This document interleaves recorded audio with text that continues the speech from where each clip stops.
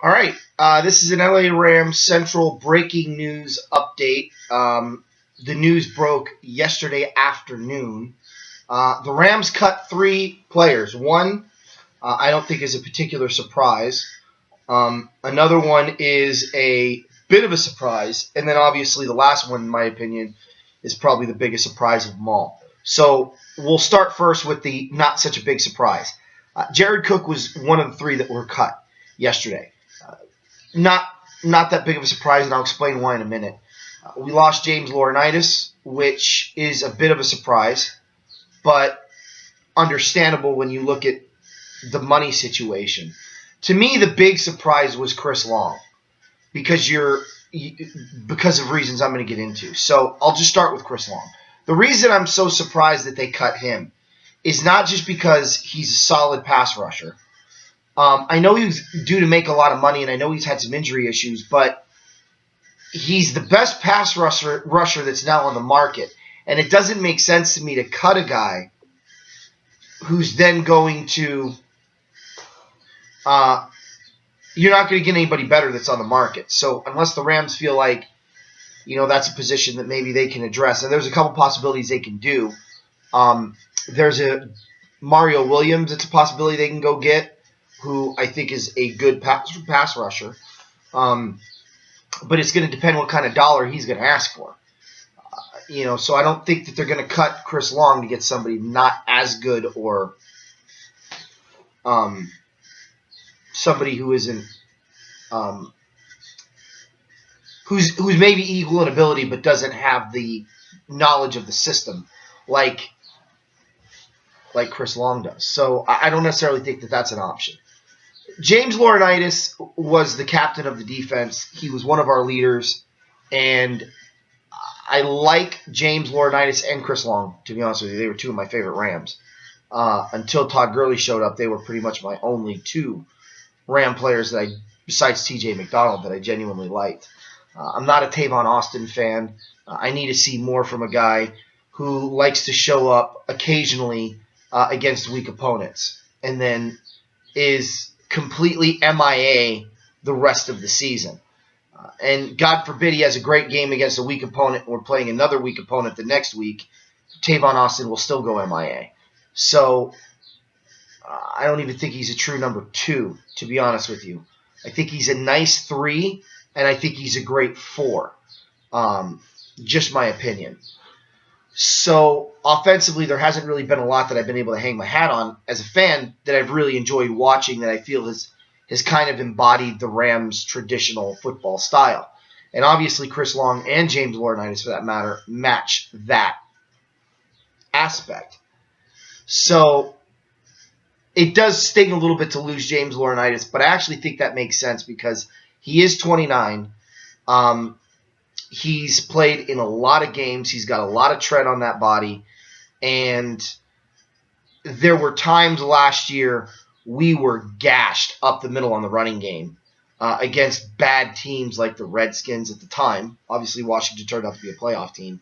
But that was still a loss that we kind of went, how do you beat Seattle and lose to the Redskins?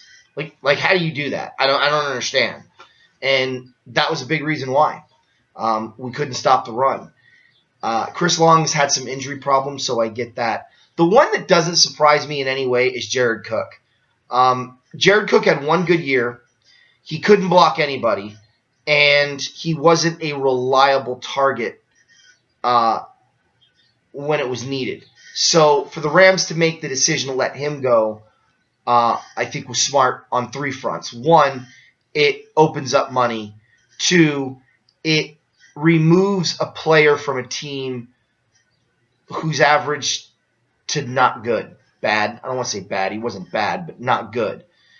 And it opens the opportunity for you now to maybe find a guy that you can plug in there temporarily. I have a couple names at the tight end position I'm thinking about as a potential landing spot in free agency. A guy like Antonio Gates might want to go to LA just to stick it to his former team, and it looks like he will be a free agent. And for 1 year in passing situations, that still means the Rams are going to need to fill that void in some capacity. Although Antonio Gates is an upgrade in the blocking department from Jared Cook, He is a step down in speed, but he is a significant step up in you better guard him. That was the problem with Jared Cook. You could stick a mediocre to bad linebacker on him, and it was a wash. With Antonio Gates, you better put somebody on him and keep a safety over the middle, which if the Rams then turn around and get Pierre Garçon, then we have our not really a number 2 wide receiver in Tavon Austin getting one-on-one coverage against the secondary corner, pun intended, while the primary corner will be more than likely on Antonio Garçon. Also force safeties to stay on Antonio Gates. So there's a lot of benefits to picking him up. Not saying they're going to. That might be a direction they go because I think you can get Antonio Gates for relatively dirt cheap. Considering age and stage of his career, I think that's a possibility. The linebacker situation now intrigues me. I'm convinced that the Rams are going to move in the draft. I don't think they're going to stay at 15. I think there's been enough mock drafts to come out showing them that, including ours, that there's a pathway for them not to get a quarterback, and they desperately need to get one of those 3 quarterbacks. You're not going to get Connor Cook. You don't need a guy like Connor Cook. I don't necessarily know if Connor Cook's even going to produce for you. Those 3 are kind of, I hate to say can't miss, but high potential, low risk players, where Cook is high potential, high risk. So I'm convinced that they're going to move. I'm also convinced that they made these moves because it frees up $24 million in the salary cap. They now have $50 million in the cap under their control that they could spend with.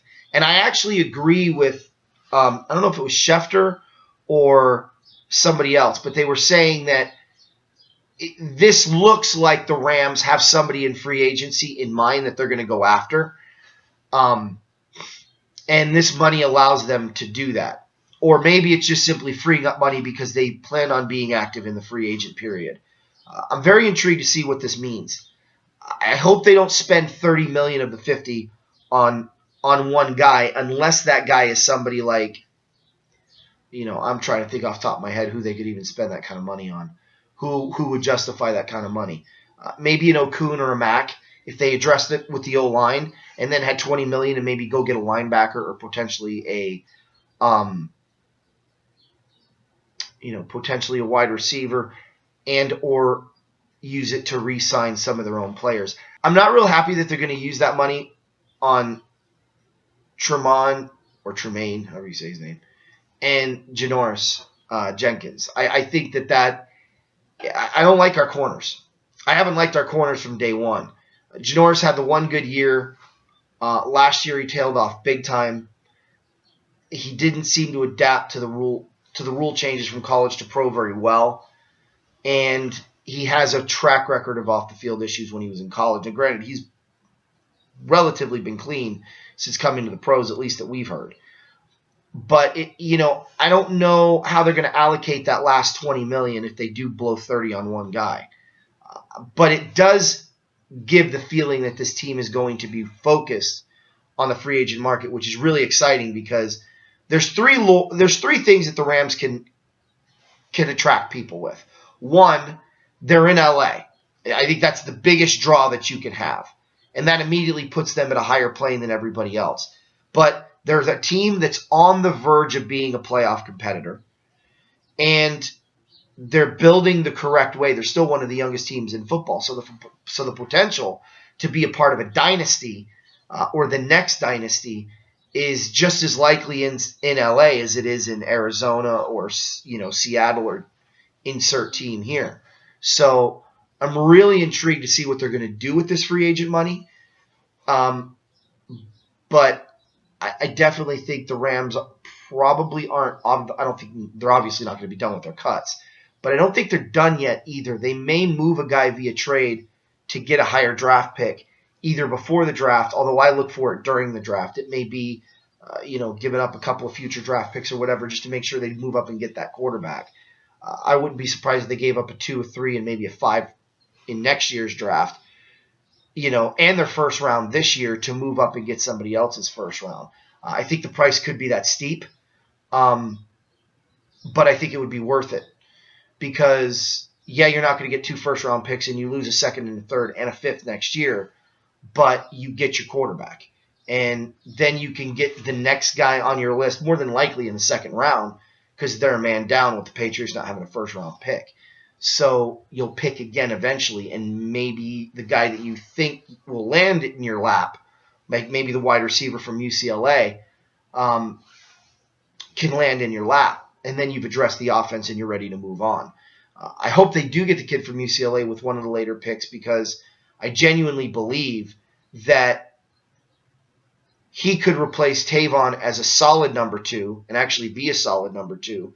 And then Tavon goes from being a bad number 1 to a poor number 2 to an okay number 3. And that's if they get Pierre Garçon. I wouldn't be surprised if maybe the Rams got 2 receivers in this free agent market, moving Tavon to his number 4 spot where I think he would be lethal, and you could still use him on the jet sweeps, and then get this kid from UCLA, put him in the slot, and see what he can do because he's a big body. But we'll have to see what the Rams ultimately do. But the breaking news and the bottom line is they did cut Chris Long, and he will be sorely missed. They did cut James Laurinaitis. That feels and seems to me like a business decision. You're looking at him saying he's 29. We've gotten a lot out of him already. There's a lot of tread on him. Maybe it's time to move on. And there certainly are middle linebackers that are going to be in this free agent market that I think are either an upgrade or comparable to what James Laurinaitis was. And then obviously cutting Jared Cook I think was just smart because it frees up again money, and it was an unproductive player on that side of the ball. And really, it's hard to argue any offensive cuts based on the season they had last year, unless their names are, of course, Todd Gurley or I guess arguably maybe Tavon Austin, although I think you could probably trade him and get a lot. My opinion, Tavon's been a bust. Certainly not worth a number 6 overall pick. And the reward that we've gotten from him for the big plays that we occasionally get from Tavon have not matched, in my opinion, his value and what he was supposed to bring to the table. He is entering his 3rd year, so I'm not going to sit here and say he's garbage, he's a bum, he's a total bust. Sometimes it takes guys 3-4 years to adjust, and maybe that's Tavon. We can only hope and keep our fingers crossed. But certainly losing Chris Long, James Laurinaitis takes a big chunk out of that defense, and I guess you can no longer call him the new fearsome foursome because there's no fourthum or foursome. There's no 4th guy in that. That's what I'm trying to say. So where do you go from here? Well, where you go from here is you either address the linebacker position in the free agent market. Maybe in the 2nd or 3rd round, you draft a pass rusher. I guess the Rams could stay put and then take the best pass rusher on the board. But then that gives me the feeling that they're going to probably stick with Nick Foles. There's 3 more cuts I think could be a possibility coming down the pike. I won't be surprised if they cut loose one of their corners or more. Although I don't think they'll cut Janoris Jenkins, they may cut Tremaine. That's a possibility, but certainly one of the nickel or dime corners that they had last year. I definitely think you're going to see Kenny Britt maybe get cut loose eventually to free up yet even more money on the cap because Kenny Britt hasn't been productive.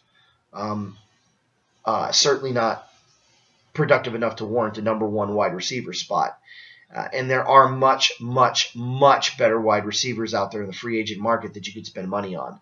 So you could significantly upgrade the wide receiver position literally tomorrow, or I guess when free agency starts. So I think Kenny Britt might be a casualty to come down the pike. We can only wait and see. But I definitely think one of the corners, and I think you're going to see some other guys go that maybe aren't starters that were a part of the Ram equation last year, if you will. So that's it for breaking news. I hope you guys enjoyed it. I wish it were better news. I certainly preferred my first breaking news episode where we announced the Chargers were not coming to LA. This is a little more business, I guess you could say. Again, Laurinaitis, Long, Cook, they're gone. I dare say Long gone now, but it does free up a lot of cap money. And it does feel like they're going to make a move in free agency and probably pick up quite a few guys because, again, the Rams aren't that far away. And we'll have to wait and see.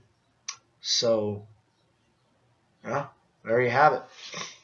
Breaking news from LA Rams Central. Have a great day and enjoy your weekend. Hope you enjoyed.